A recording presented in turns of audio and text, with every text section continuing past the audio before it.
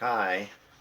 I thought I'd do a podcast to celebrate the publication on Create Space via Amazon of my new book called Talmudic Advice.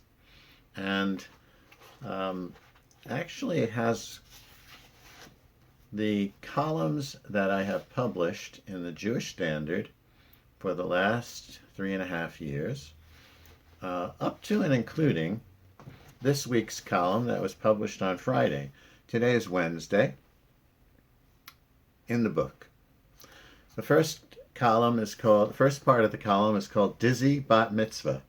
It's a question from a Bat Mitzvah girl. Dear Rabbi Zahavi, I'm getting a little dizzy trying to figure out when to schedule my Bat Mitzvah. My synagogue recommends that both boys and girls celebrate their bar and bat mitzvahs at age 13. I'd like to celebrate it when I am 12. I'm ready for it. My parents support me. What should I do? Signed, Coming of Age in Clifton. Dear Coming of Age, it's probable from what you say that the tasks of preparing for chanting the Torah and the Haftorah in the synagogue likely are not what is making you dizzy. Planning and deciding on all the related logistics for your Bat Mitzvah day are challenges to young and old alike. You appear to be involved in the ordeals of scheduling and negotiations, perhaps with your parents, your siblings, your friends, and with the calendars of your synagogue and the demands of caterers, DJs, and wardrobe, just to list the most obvious factors that come into play in approaching a bat mitzvah. Do not fret. Yes, indeed, you can get spun around trying to sort out the best practices and options for our major Jewish rituals and observances. True, many of our religious actions are rigorously defined, and there's nothing to think about. But in the case of bat mitzvah, the rules are less clear, and hence the choices are more complex. Why is this ritual different from many of our other rituals? Let's review just a bit of background about the origins of bar and bat mitzvah, because that will help you understand why the instructions are less well defined for those practices.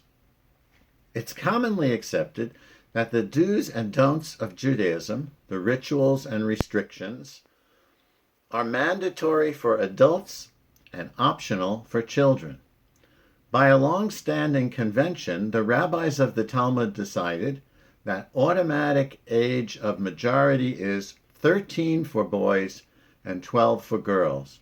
But there is no recorded discussion back in ancient Talmudic times of any major public ritual or celebration of this transition. Let's look for a moment at the larger world beyond our Jewish communities. Anthropologists call those human activities marking personal life cycle transitions rites of passage. They recognize the four major ones, marking birth, coming of age, marriage, and death. In many world cultures and religions, there is a fixed set of activities to demonstrate the coming of age passage. In some Native American cultures, there is a rite of puberty to mark a girl's first menstruation, which may occur when she is about 12. In some cultures in Africa and the South Pacific, boys are initiated into manhood by performing acts of bravery, survival, or athleticism. Malaysian Muslim girls recite from the Quran at the mosque at 11 to mark their maturation. That seems to me to be akin to our Jewish bat mitzvah practice. In the recent past, American teens have marked the passage to adulthood more informally, with Sweet 16 parties, with taking their driving tests, and perhaps with getting a new car. Your dizziness over what to do probably revolves around the two elements of our current bat mitzvah practices. First, you need to know when you should have the synagogue part of that rite. That's for you and your family and community to mark your maturity in religious terms. And second, you need to plan for your party the time that you and your friends get together for a formal social celebration of your coming of age.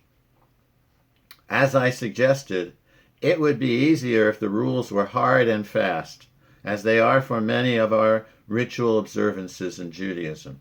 Yes, you have found out there is more flexibility in the scheduling of a bat mitzvah than you might have expected.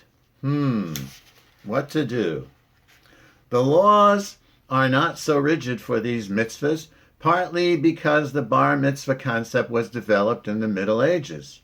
At that time, it began to be the custom that as soon as a boy turned 13, he was called to the Torah in the synagogue to mark his maturation.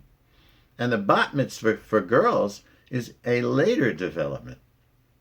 Some historians of Judaism trace its origin to American Rabbi Mordecai M. Kaplan's celebration of the bat mitzvah of his daughter almost a century ago.